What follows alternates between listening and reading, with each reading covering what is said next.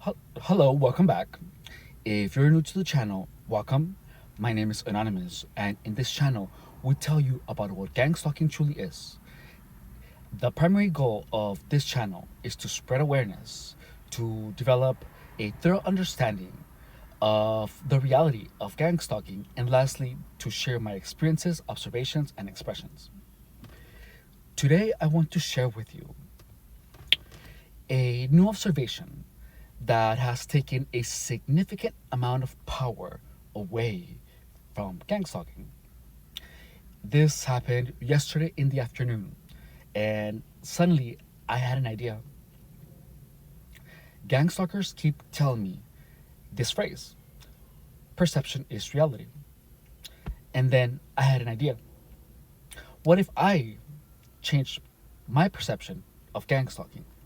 What if I perceive gang stalking as something that a bunch of dumb, stupid people do to talented, powerful, charismatic, and incredible individuals in order to limit their potential?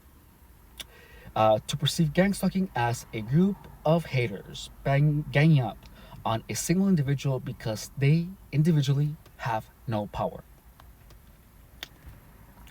I recall the experiences when gang stalkers continuously interrupted me again and again. I remember feeling a lot of anger, and sometimes I would suddenly just be interrupted by the anger itself without any memory. The effect that the continuous interruption had was that my own train of thought, even when I was by myself, was interrupted.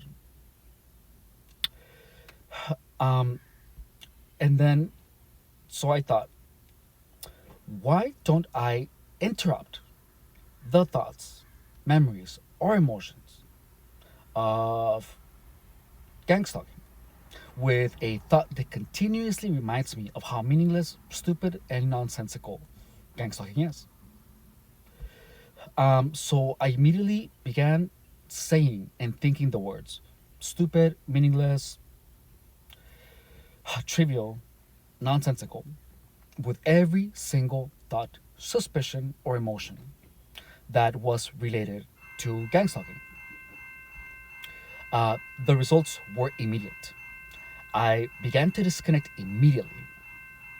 The next day, I had to train my personal training client, who I know very well is a gang stalker. She began doing the usual stalking intent at connecting me.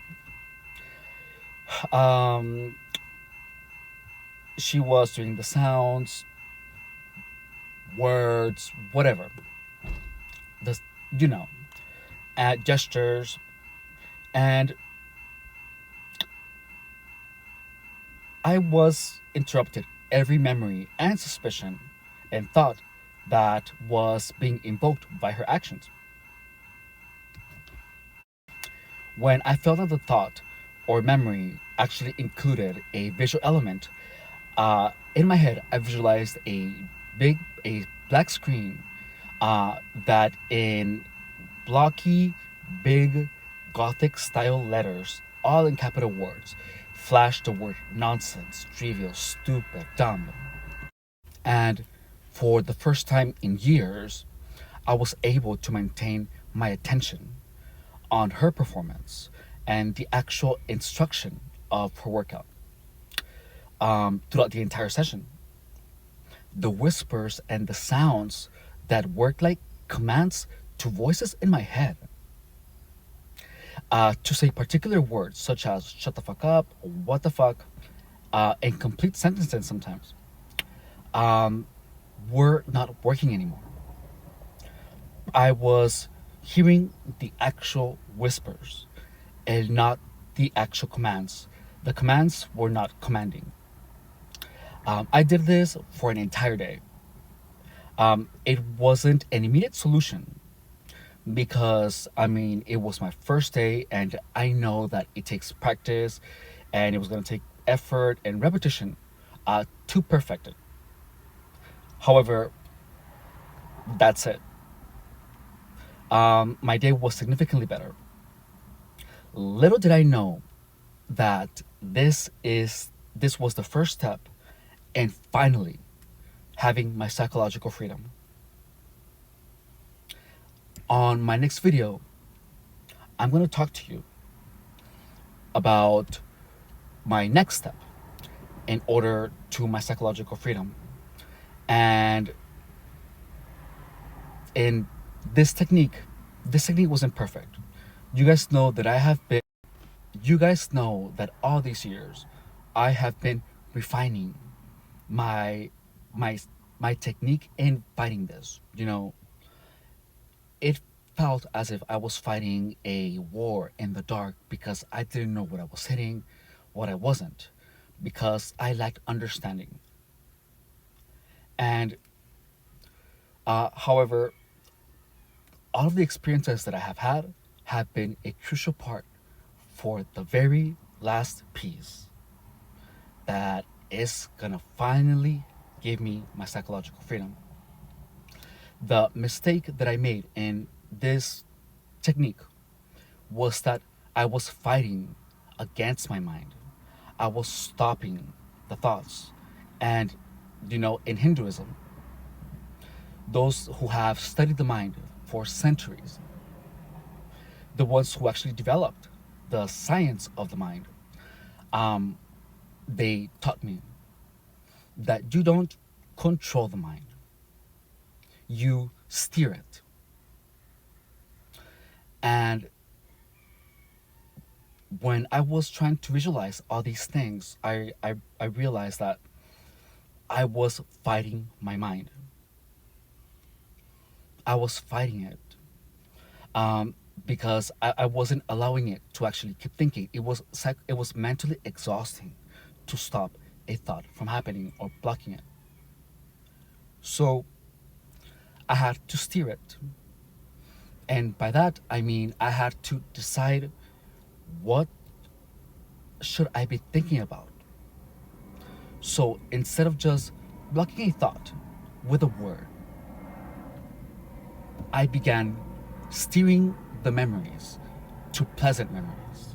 I began steering the sounds, the voices, whatever, to something that would be pleasant and beautiful and funny. And this is what actually kept me disconnected most of the day yesterday. Yesterday, I was at work and I was working, so I told myself, what if I do not fight gang stalking? Like, not at all, but just control my mind. And it's Saturday. The store is going to be incredibly busy. So then what I did was that every sound, every every thought, or everything that would invoke a type of gang stalking related memory, I would, instead of steer it to something funny or something related, I would allow my mind to do its thinking, making connections, but I would not allow it to make connections that had to do with gang stalking. So, for example, whenever I would hear the word "what the fuck," I immediately remember when I was at a club, when the song "What the fuck, la gente está muy loca" would come up. When someone said, let's see, shut up, I would remember that one of my friends who said, her name was Candy, and she was hysterical. And she had this weird face, which made her funnier, but she was incredibly charismatic, slutty, and I loved her for that. And I remember that once we were like hanging out, and she would literally just tell me, "You need to shut the fuck up, okay?" And it was funny because she did it like if in an endearing manner, but she would actually say that, and that was actually hysterical. So I would invoke this memory, and then again, the mind, you have to keep repeating things to become habitual. Gang stalking does its damage with time. So I need to practice this for a lot until my mind begins creating new psychological connections where things that gang stalkers have imposed on me do not invoke a memory of gang stalking. I am winding up my new psychological machine. And in about a month, I'm gonna be fine. It's maybe less. Yesterday, I was connected for like 5 minutes, six, and then I would disconnect, and I was able to see things with more clarity. And by that, I mean that I was able to observe what they were observing of me when I was connected. And it was interesting because since I allowed gang stalkers to rush me, to hurry me up, I got psychologically exhausted and I felt a moment of confusion. I had to, and then I made new connections where I was. This, this is why I felt dumb sometimes.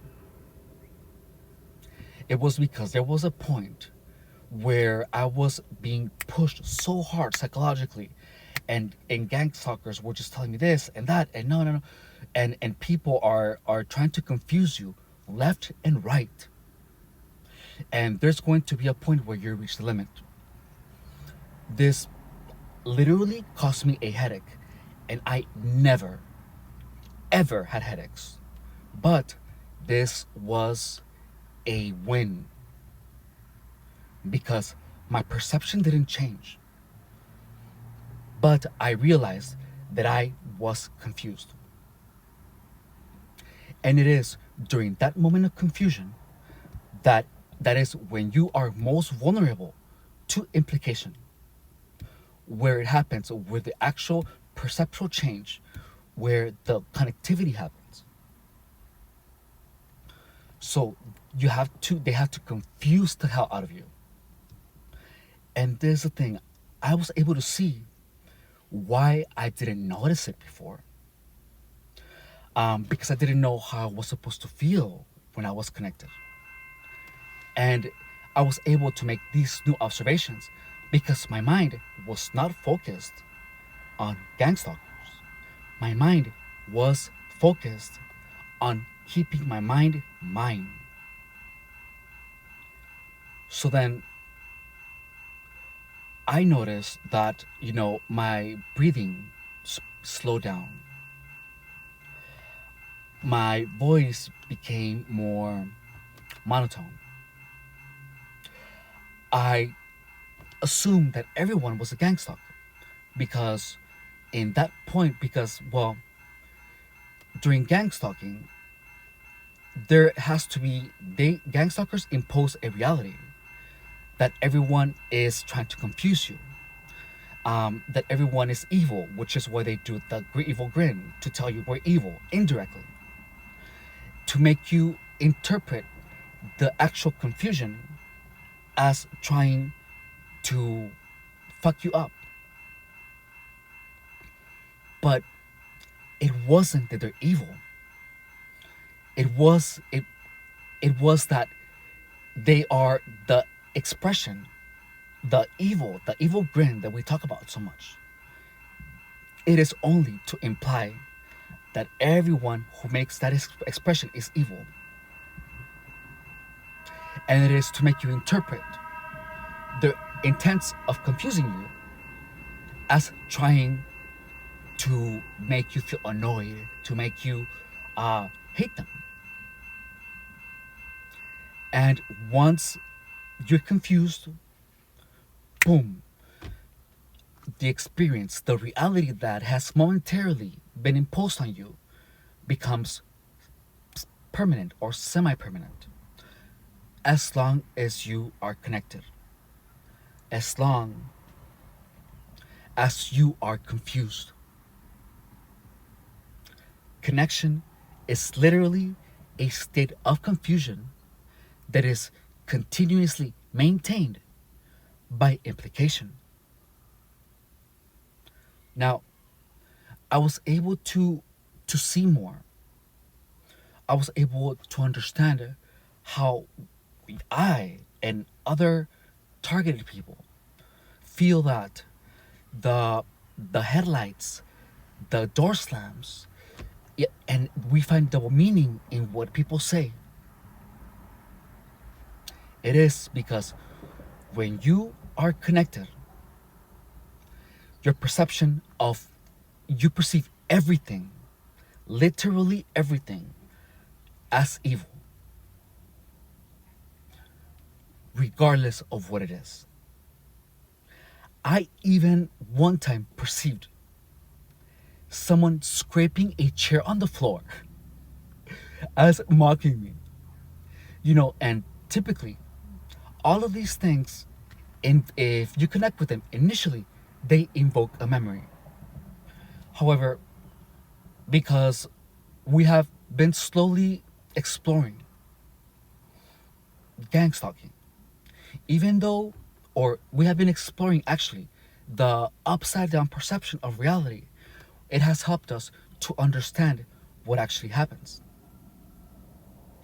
We have been able to understand more and what it actually is, the state of connection. So, there are also things that stay unclear to us, which are the things that actually happen that make you feel like you're getting gang stalked. Your things moving around, making loud noises,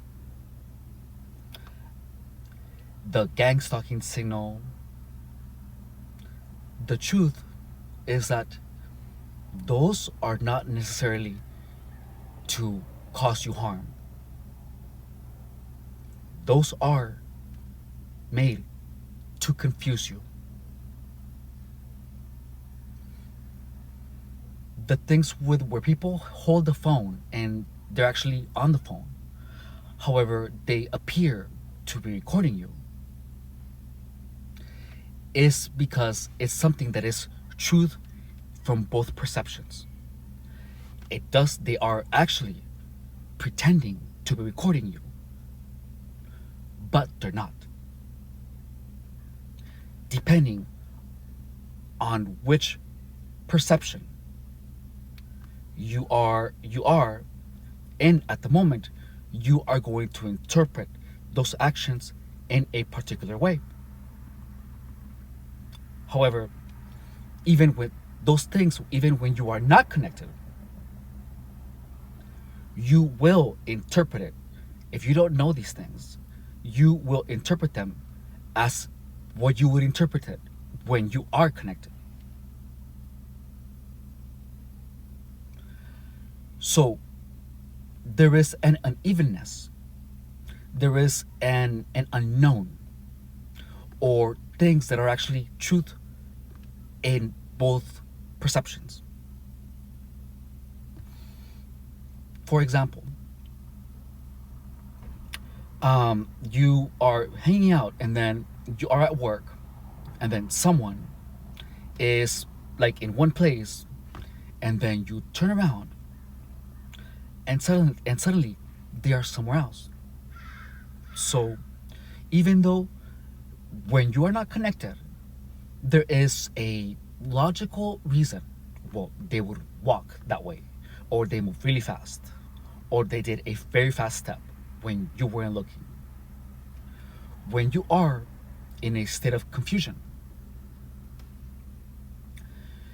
your mind will create footsteps to make it logical.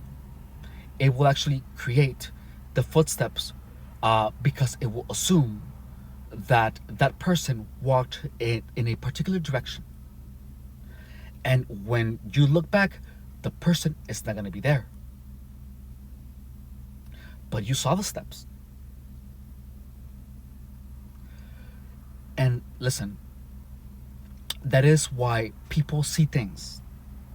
It is because the mind doesn't, is pretty much taken out of its normal state of logic.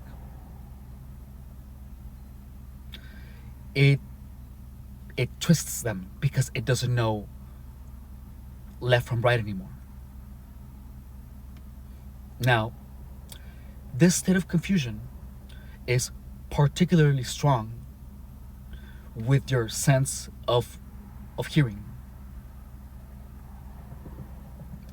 You will lose during connection the ability to locate people, to locate sounds, uh, where they're coming from. There's going to be an incredible state of confusion where is actually that gang stalkers understand very well, which is why they can literally create commands where they whisper something and you hear something completely different that is typically abusive. They can say, and you would literally hear shut the fuck up in your mind, clear as water. And how they do it is that they will literally just say this word around you when you're not paying attention. A lot, and a lot, and a lot. And there's going to be a point where you're going to be exposed to this. And you're going to, this word kind of has to be directed at you in a environment where there's a lot of talk going on. Or they can say it to someone else, but the times that it's actually effective is the times where someone actually says it to you when you're not paying attention, because then it's literally directed at you. Like that one time where I was at the gym and I was wearing my earphones and they were off, and the girl literally turned at me and she said, "Whore." You guys remember that story, right? Well, that is command building. And not only that, but those things actually also add character to the voices later. Also, on my next video, I will show you more about feeding the voices, because the voices need you to create more narrative. But once you understand the mechanics of the voices, the only thing that you have left are the commands that gang stalkers put in your mind. And there is no narrative. There is no, "Oh, we're doing to you because we fucking hate you." That doesn't exist anymore. Because I learned how not to feed the voices.